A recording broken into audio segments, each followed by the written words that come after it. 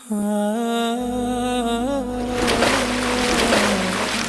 আলাইহিসসালামের পূর্ণাঙ্গ ইতিহাস।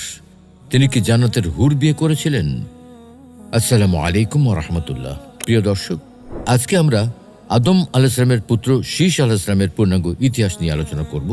তার জন্ম ও বংশ পরিচয়, খিলাফত ও নবুয়ত লাভ, তার উপর সহিফা নাজিল হওয়া, মানুষের মাঝে দ্বীন প্রচার করা, বসবাস ও বাসস্থান, বিয়ে শাদী এবং মৃত্যুবরণ ও পরবর্তী খলিফা মনোনয়ন ইত্যাদি বিষয় নিয়ে বিস্তারিত আলোচনা করব ইনশাআল্লাহ। জন্ম ও বংশ পরিচয়। তিনি বিশ্বের প্রথম মানব আদম আলাইহিসসালামের তৃতীয় পুত্র ও খলিফা, অর্থাৎ তিনি আদম ও হাওয়া আলাইহিসসালামের তৃতীয়বারের সন্তান। প্রথম দুইবারের সন্তানদের সাথে তার ব্যতিক্রম হলো প্রথম দুইবারের সন্তানগণ ছিলেন যমজ সন্তান। এই হিসেবে প্রথম দুইবারে যেহেতু 4 জন সন্তান জন্মগ্রহণ করেছেন, কাবিল, আকলিমা, হাবিল ও লিওজা, তাই এই হিসেবে তিনি ছিলেন পঞ্চম সন্তান। কিন্তু তিনি ছিলেন এককভাবে জন্মগ্রহণ করা সন্তান, তার সাথে কোনো সহোদরা বোন জন্মগ্রহণ করেননি। তাই আদম আলাইহিসসালামের পুত্র সন্তানদের মাঝে তিনি ছিলেন তৃতীয় পুত্র। শীষ শব্দটি মূলত হিব্রু শব্দ। আরবি ভাষায় এর অর্থ হল হিবাতুল্লাহ বা আল্লাহ দান। আদম আলাইহিসসালামের দ্বিতীয় পুত্র হাবিলের মর্মান্তিকভাবে শহীদ হওয়ার 5 বছর পর তিনি জন্মগ্রহণ করেন। ঐতিহাসিক আল মাসউদি মুরুজুজ জাহাব গ্রন্থে লিখেছেন, হাবিলের নিহত হওয়ার সংবাদ পেয়ে আদম আলাইহিসসালাম যখন খুবই বিষণ্ণ ও ম্রিয়মাণ হয়ে পড়েন, তখন আল্লাহ তাআলা ওহীর মাধ্যমে তাকে সন্তান লাভের সুসংবাদ প্রদান করেন। সাথে সাথে তাকে তাসবিহ তাহলিল করতে এবং পবিত্র অবস্থায় স্ত্রী গমন করতে নির্দেশ দেন।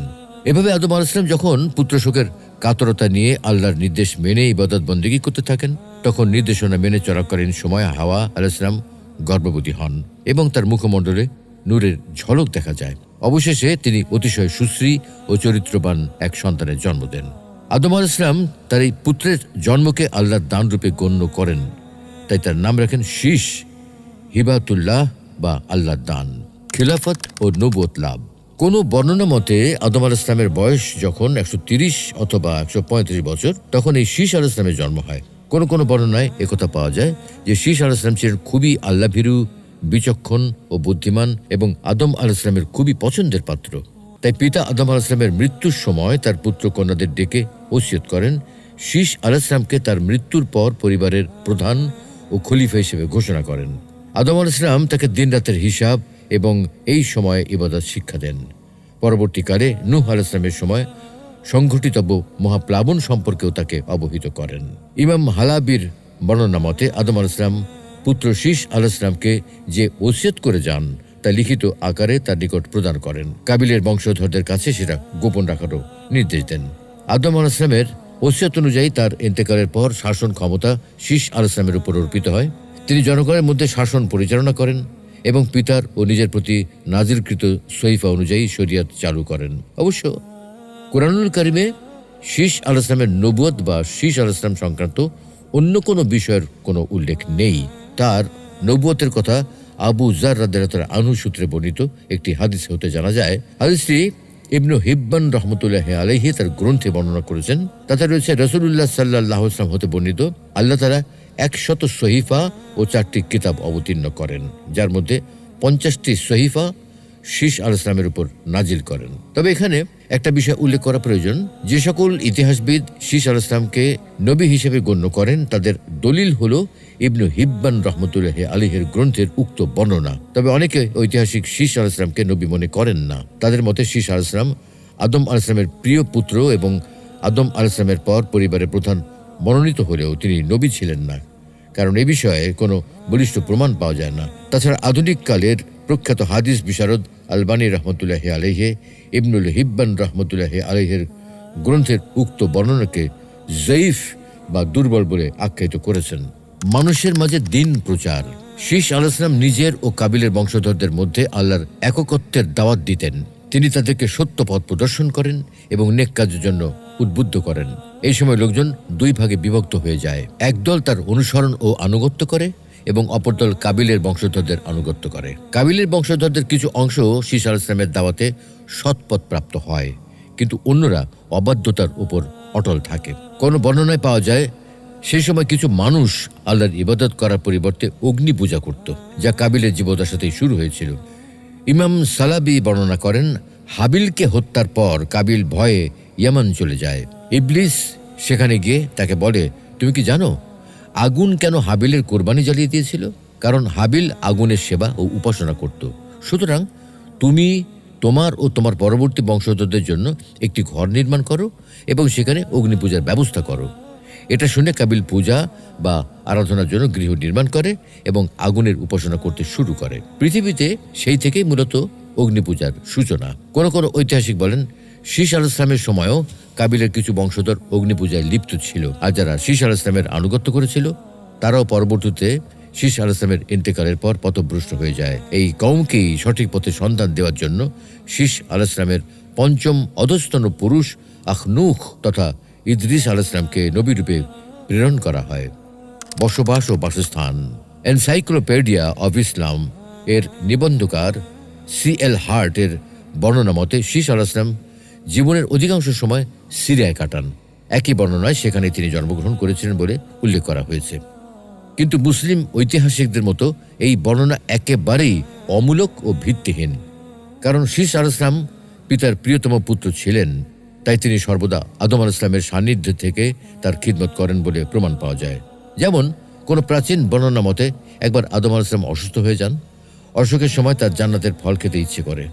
এটা জানার পর তার পুত্ররা জান্নাতের ফল খুঁজতে বের হন। একসময় ফেরেশতাদের সাথে তাদের দেখা সাক্ষাৎ হয়। তখন ফেরেশতারা তাদের কাছ থেকে ঘটনা শুনে বলেন, ইতিমধ্যেই তোমাদের পিতার ইন্তেকাল হয়ে গেছে। তো সে যাই হোক, এই ঘটনায় প্রমাণ করে যে শীষ আলাইহিস সালাম পিতার সর্বাধিক প্রিয় পাত্র হিসেবে সবসময় পিতার কাছেই ছিলেন। সিরিয়া বা অন্য কোনো দূরের এলাকায় ছিলেন না। যেন তিনি আল্লাহর সেই চিরকালীন আদেশ, তাওহীদের প্রচার, পিতামাতার অনুগত থাকা, বৃদ্ধ বয়সে উপনীত হওয়া পিতামাতার সাথে উত্তম ব্যবহার এবং তাদের সেবা শুশ্রূষার জন্য এখানেই থেকে গেলেন। পবিত্র কোরআনে আল্লাহ বলছেন, وَقَضَى رَبُّكَ أَلَّا تَعْبُدُوا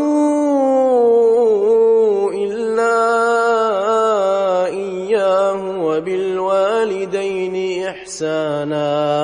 তোমার পালনকর্তা আদেশ করেছেন তাকে ছাড়া অন্য কারো ইবাদত করো না এবং পিতামাতার সাথে উত্তম আচরণ করো। إِمَّا يَبْلُغَنَّ عِندَكَ الْكِبَرَ أَحَدُهُمَا أَوْ كِلَاهُمَا فَلَا تَقُل لَّهُمَا أُفٍّ ولا تنهرهما وقل لهما قولا كريما। তাদের মধ্যে কেউ একজন অথবা উভয়ই যদি তোমার জীবদ্দশায় বার্ধক্যে উপনীত হয়, তবে তাদেরকে শব্দটিও বলার সুযোগ দিও না এবং তাদেরকে ধমক দিও না এবং তাদের সাথে শিষ্টাচারপূর্ণ কথা বলো। বিবাহ শাদী। প্রখ্যাত ঐতিহাসিক ইবনু ইসহাকের বর্ণনা মতে শীষ আলাইহিস সালাম তখনকার নিয়ম অনুসারে নিজের অন্য এক জোড়ার বোন হাসুরার সাথে বিবাহ বন্ধনে আবদ্ধ হন। তখনকার নিয়ম ছিল হাওয়া আলাইহিস সালাম একসঙ্গে একটি পুত্র ও একটি কন্যা সন্তানের জন্ম দিতেন, তাই এক গর্ভের পুত্রের সাথে অন্য গর্ভের কন্যার বিবাহ হতো। ইসলামী শরীয়তে এটা তখনকার মতো বৈধ ছিল, তবে পরবর্তীতে এই নিয়ম মানসুখ বা রহিত হয়ে গেল। এই বর্ণনার ভিত্তিতে এখানে বলে রাখা প্রয়োজন, শীষ আলাইহিস সালামের জান্নাতের হুর বিয়ে করার যে সকল কথা প্রচলিত আছে সেগুলো ভিত্তিহীন বর্ণনা এবং কল্পনা প্রসূত মুখরোচক গল্প ছাড়া আর কিছুই নয়। ইন্তেকাল ও পরবর্তী খলিফা মনোনয়ন। প্রিয় দর্শক, শীষ আলাইহিস সালাম পিতার আদেশ অনুযায়ী পরিবারের প্রধান হিসেবে দায়িত্ব পালন করেছেন এবং তাদেরকে যথাসাধ্য দিনের দাওয়াতও দিয়েছেন। আর এভাবেই আল্লাহর ইবাদত বন্দেগী ও দিনের দাওয়াত দেওয়ার মধ্যে দিয়ে তার জীবন কেটে যায়। আর এভাবেই একসময় তিনি বার্ধক্যে উপনীত হয়ে ইন্তেকাল করেন। মৃত্যুর পূর্বে তিনি নিজ পুত্র আনুশকে ডেকে ওসিয়ত করে যান এবং তার উপর পরিবার প্রধানের দায়িত্ব অর্পণ করেন। কোনো কোনো বর্ণনা অনুযায়ী 105 বছর বয়সকালে তার পুত্র আনুশ জন্মগ্রহণ করেন।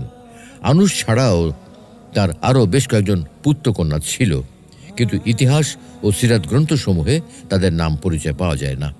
পরবর্তীকালে সকল মানুষ শীষ আলাইহিস সালামেরই বংশধর, কারণ আদম আলাইহিস সালামের দ্বিতীয় পুত্র হাবিলের অকাল শাহাদাত লাভের কারণে তার কোনো সন্তান সন্ততি ছিল না। আর কাবিলের বংশধর সকলেই কাফের হওয়ার ফলে নূহ আলাইহিস সালামের মহাপ্লাবনে সকলেই ডুবে মারা যায়। শীষ আলাইহিস সালাম মৃত্যুর সময় তার সন্তান আনুশকে গুরুত্বপূর্ণ ওসিয়ত করে রিয়াসতের দায়িত্ব অর্পণ করেন এবং দায়িত্ব সম্পর্কে বিশেষ নির্দেশনা প্রদান করেন। তার মৃত্যুর পরে আনুশ পিতার নির্দেশিত পথে অটল থেকে নিজ গোত্রকে পরিচালনা করেন। আনুশের পরে তার সন্তান কায়নানও সেই পথে অটল থাকেন এবং সমকালীন প্রজন্মকে তাওহীদ এবং আল্লাহর দ্বীনের উপর পরিচালনা করতে থাকেন। কায়নানের পরে তার পুত্র মাহলাইল রিয়াসতের দায়িত্ব পালন করেন। মাহলাইল তৎকালীন বিশ্বের নেতৃত্ব দেন। পারসিক ঐতিহাসিকদের বর্ণনা মতে মাহলাইল ছিলেন সপ্ত রাজ্যের তথা গোটা পৃথিবীর রাজা, যিনি সর্বপ্রথম শহর বন্দর নির্মাণ কাজ শুরু করেন। তিনি ইবলিস ও তার সাঙ্গপাঙ্গদের পরাজিত করে জনপদ থেকে সীমান্ত এলাকায় ও পাহাড়ি উপত্যকায় তাড়িয়ে দেন। তার রাজত্ব 40 বছর অব্যাহত থাকে। অতঃপর তার ছেলে ইয়ারদের উপর সেই দায়িত্ব হস্তান্তর করা হয়। ইয়ারদের পরে তার পুত্র ইদ্রিস আলাইহিস সালাম সেই দায়িত্ব পালন করেন। তিনি মানুষকে সত্য ও ন্যায়ের পথে এবং তাওহীদ তথা একত্ববাদের উপর অটল রাখতে সচেষ্ট হন। তিনিও আল্লাহর পয়গম্বর ছিলেন। আল্লাহ রাব্বুল আলামিন আমাদের সকলকে শীস আলাইহিস সালামের জীবনী, তার ইতিহাস থেকে শিক্ষা গ্রহণের তৌফিক দান করুন। শয়তানের ধোকায় পড়ে আগুন বা অন্য যে কোনো কিছুর পূজা উপাসনা থেকে হেফাজত করুন। এক আল্লাহর তাওহীদ চর্চা করা এবং ঈমানের উপর অটল অবিচল থাকার তৌফিক দান করুন। আমিন।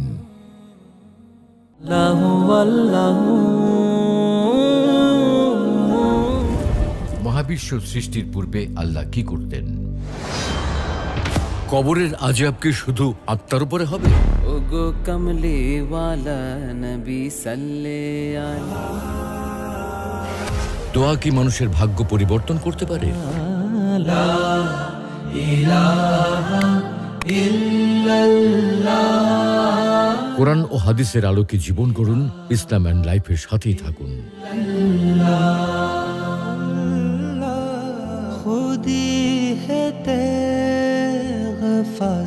ইসলাম and life, ultimate path of light.